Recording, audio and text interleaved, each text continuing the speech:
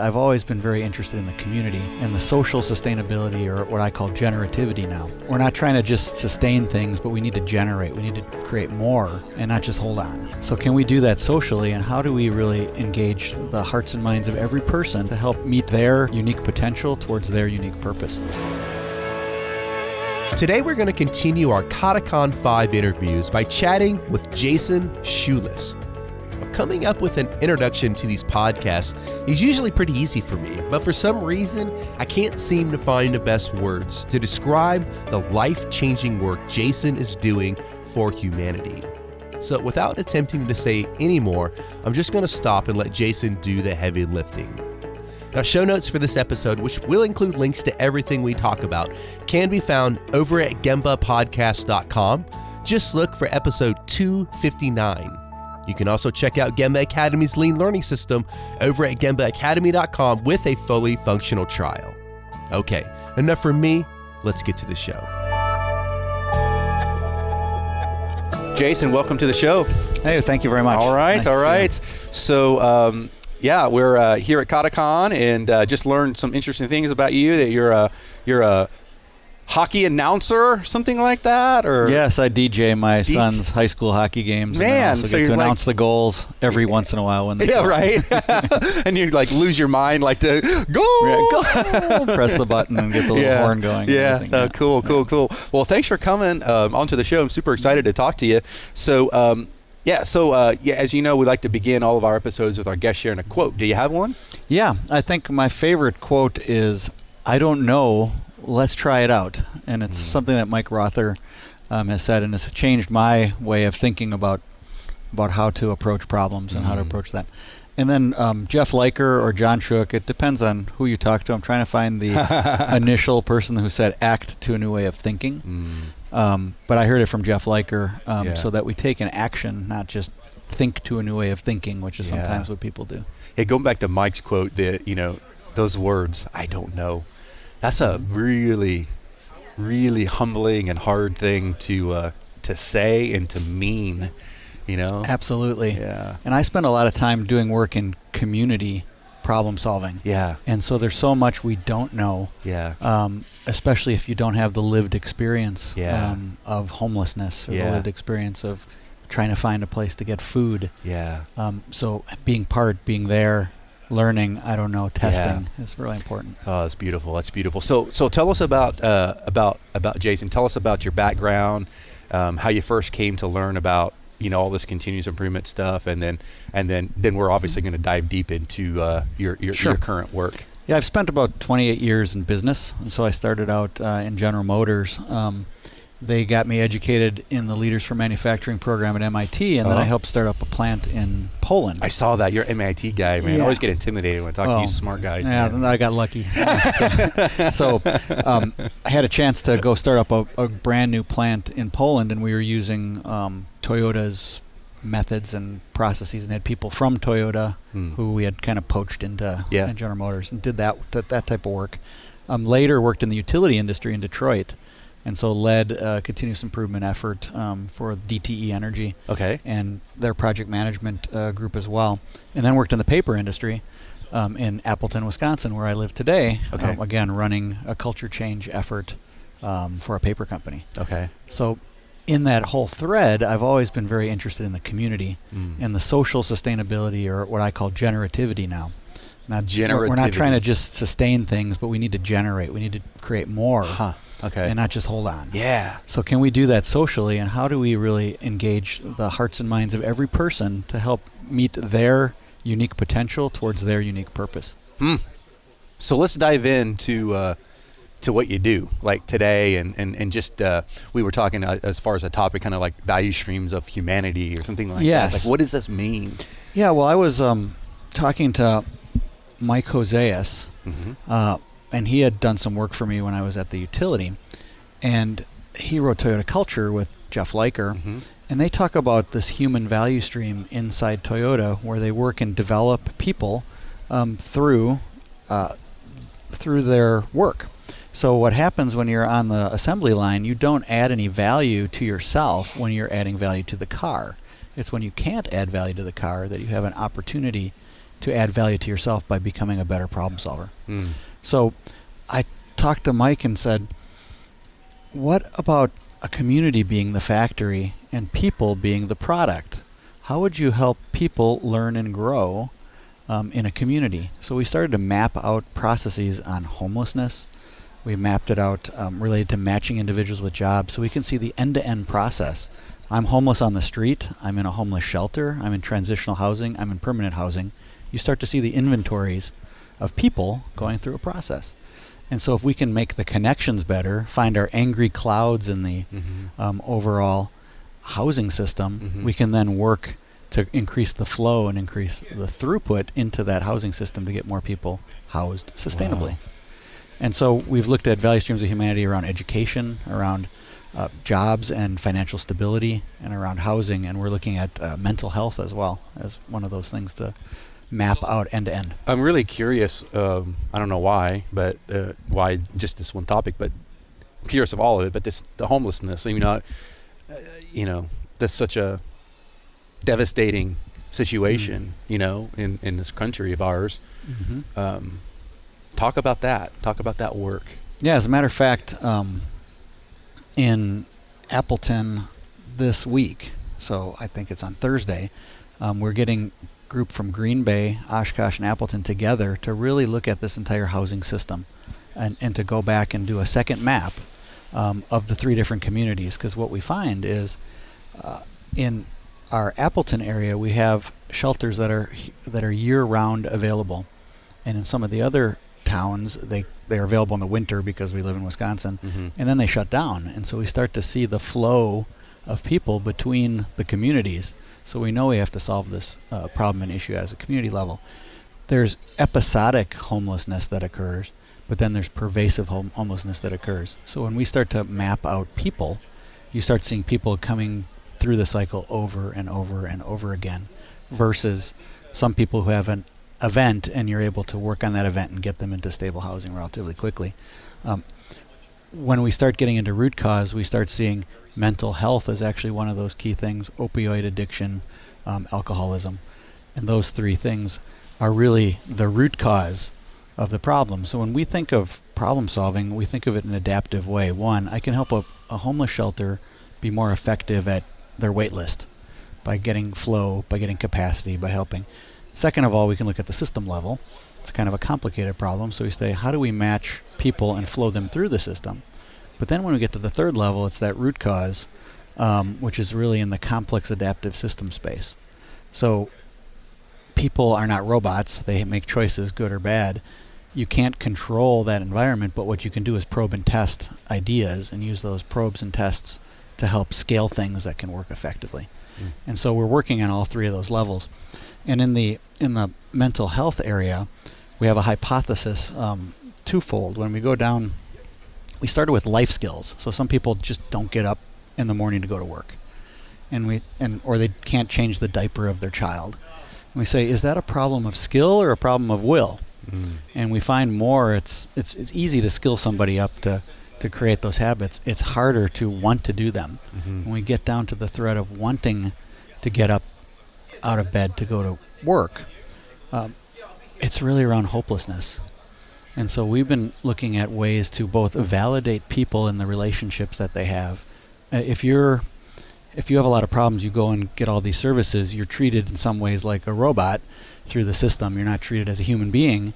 So if we can validate people in their relationship when they're already vulnerable coming to get food stamps or coming to get housing, how do you respect their humanity in the moment to validate them? And then how do you help them dream? So we're working on helping people dream in a way that allows them to feel hope, that allows them then to get out of the cycle. How? Well, one experiment we're running. So we do PDSA cycles with groups. We use actually Toyota Kata in the community. So we apply ourselves a target condition.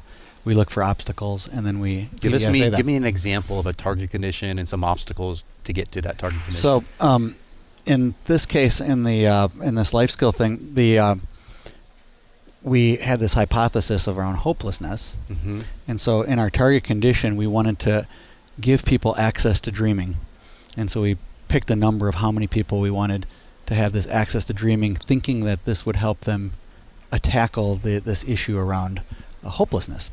And so a PDSA cycle that occurred is in a what was one obstacle to that?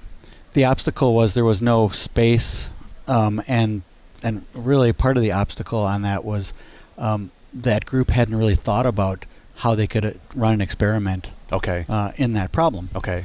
And so what they did is this was in a teen women's shelter. Teen women's shelter. So basically women who had kids or were expecting and were abandoned by families or didn't have a place to stay would be in the shelter, and all their kids would be playing with the toys and fighting and not happy with each other, and so the parents obviously feel a little bit of consternation because their kids are competing with the toys. We put up a dream board and said, put your dreams up on here, what you aspire to. What are your dreams for yourself, for your family, for your children? And so they made this board and they put up these dreams, and what the unintended consequence, we thought if they had these dreams stated, that would give them hope. But what we also found is it created validation for each other.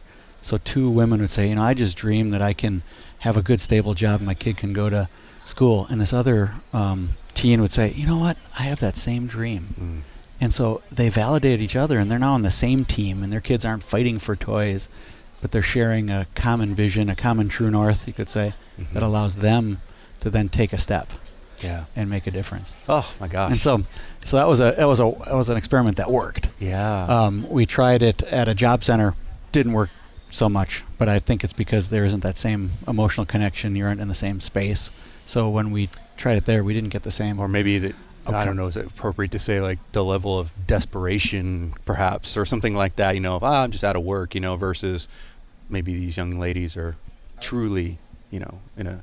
Yeah, some of our learning, I think, is that it's back to that validation, back to that one-on-one relationship that enables people to connect with each other, that helps them create this hope, that then helps them to get past whatever barriers and obstacles they have in their lives to then keep moving forward to become sustainable. Yeah. We were talking before we hit the record button that, I have a little 5-minute pitch here to do later today here at Catacon, and just about Gemba Academy updates and all that kind of stuff. But the way that I'm gonna ruin it for you, it won't be a surprise for you. But don't tell anybody. Yeah, I'll this jump podcast up won't with come out for surprise. Yeah. But the way I want to open it is, I was telling you, I just interviewed Bill Krause, and he was talking about how Mike was throwing the question out, is Toyota Kata scientific thinking kind of this perhaps the next evolution of lean, and throwing it as a question, and Bill responded that in the affirmative, that he believed truly is the next evolution of lean. And I was thinking about it as Bill was talking, and I was like, I don't know if I'd be like a heretic if I say I disagree. And I said, well, I don't disagree with it. I do think it is, a very powerful way to move this lean movement forward. But I think that it's actually so much more. I think that scientific thinking, Toyota Kata, whatever you're going to call it, is the next evolution of humanity. And this is before you and I started talking, and it's just, timing is interesting, right? And you're almost validating my thoughts in that, yeah, sure, it's important for all these companies, for-profit companies trying to do better, and it's great, but this is like next level, man. Yeah, well, next we level. did. Every year we hold an event called Skillsfest, and what Skillsfest started with the premise was there are all these different methods of solving problems. So you can do a PDSA cycle. We can use a system dynamics map. We can do complex adaptive system problem solving, and they all have different methods and approaches. And then there's all these problems, right? So we have homelessness, we have mental health, we have food security. And interactions between those problems. Absolutely. Yeah. So we bring people together and talk about, the first year we brought people with skills and said, give me the steps of how you learned your skill. So surgeon, how did you learn your skill? Apprentice, how did you learn your skill? Toyota came, TSSC came, and it's explained how do they do problem solving and what is their skill. We had a person who was working in South Africa with a school and helping create community. How did you build that skill? And we found there were 5 things in every skill that you need to build. You need to have some type of a goal or true north. You need some type of a challenge. You needed some type of a method. You needed a practice. And you needed a coach. Sounds just I wonder like where Toyota I heard that. Kata, right? Yeah. So it's very interesting that we notice that at a meta level, that kind of is the way that you build a skill effectively. Well, one thing I've learned from like Mark Rosenthal in particular, he's very passionate in saying and stating that, this whole kata thing, we got to humble ourselves a little bit. It's not new. The scientific thinking idea, the Wright brothers, as he's fond of using as an example, were perfect examples of this type of thinking. I think what this movement of ours is doing perhaps is making it a little bit more visible for everyone, hopefully, to grasp onto and to go with. And it's an easy to follow process, right? Yes, that anyone can start with. And at the utility, we applied kata into our project management process, and so we went from average to world class in our project management processes, and we're a PMO finalist from the Project Management Institute once we'd done all this work. And what I've learned about kata over time is, if you start taking the brain study work, you find that your first experience of something is really important, and it kind of grounds you in, is this great? Every thought is tied to an emotion. So when you put a thought in, there's an emotion, a thought. So if the emotion's great, it enables you to want to do something more. So how do you take the method, approach, philosophy of kata thinking, and how do you tie that into joy? So now, can you create a way that this problem solving isn't, it's a struggle because you have to learn it, but it's not arduous or unhappy or a way that I don't like to do it. So making it joyous and fun, gamifying kata, so that as we do kata, we can also do it in a way that people reinforce it in their brain that this is what I want to do all the time.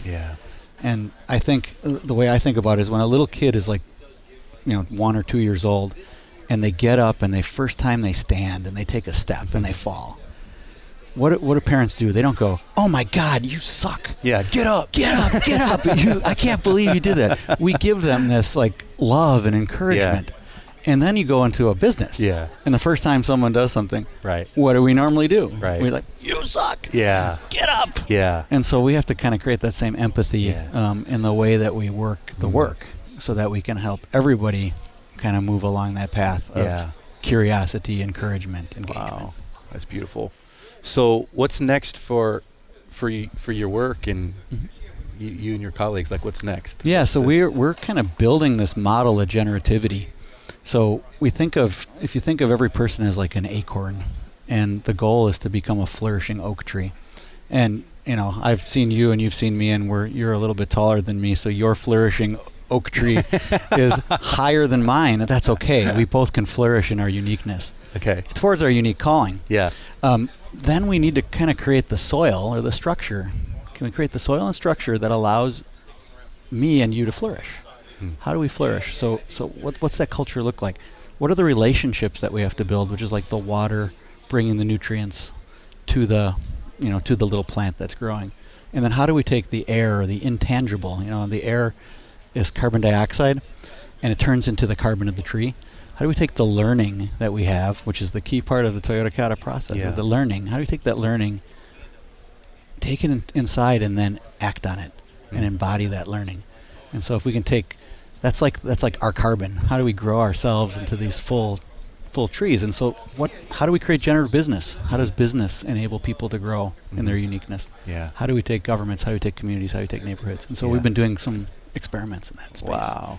And that's where we're heading. So cool. Man, we need to catch up again, maybe 6 months or something, just to hear what's next and what you guys are up to. We've seen progress in poverty reduction in our area, so we've been doing this for a couple of years. And so we're seeing correlation, at least. And we don't know. We're going to try it. And so we keep doing that and building that capacity in our community so that we can help other communities and we can all learn together. So I guess that's a good question. Someone in another part of the country or the world, for that matter, is listening. And what advice do you have for them? Like, how could someone else get involved in this type of work? Yeah, what I would do is connect them to www.genlocal, genlocal.org. Okay. Generative Local. Uh-huh. And that's where we're starting to build space, opportunities for people to leave articles and do things so that we can continue to work. We're working on generative education right now. How do you really teach people how to read using their uniqueness, not using a standard that was done in the Industrial Revolution? Yeah. How do we continue to have those dialogues? So connecting that way. Mm-hmm. And then we also, in our area, create a group called CI Squared, or Continuous Improvement times Community Impact. So we have a bunch of volunteers, about 40 people who have volunteered in our region with nonprofits. Mm-hmm. So if they have other people that want to volunteer with nonprofits, we've built back-end processes and all this type of stuff that we could replicate. And we just do that as volunteers. Yeah. Beautiful. So ways that we can do that would be great. Wow. So inspiring. So inspiring. So how can folks connect with you directly? Yeah, Jason at genlocal.org would be the easiest way to connect with me. Okay. We'll put that on the show notes. Are you on LinkedIn? Or yeah, I'm on like LinkedIn. Okay, spell your last name in case people are just listening. SCHU list, shoe list, like a list of shoes. Got it. All right. So Jason at genlocal.org is the best way, and then from there we can do whatever we need to do to make the world a better place. Super inspiring. Yeah, thank you very much. All right. I appreciate the time. Take care. Thanks for listening to the Gemba Academy podcast. Now, we invite you to take a no-strings-attached, fully functional test drive of GembaAcademy.com. Gain immediate access to more than 1,000 Lean and Six Sigma learning resources, all free of charge, at GembaAcademy.com.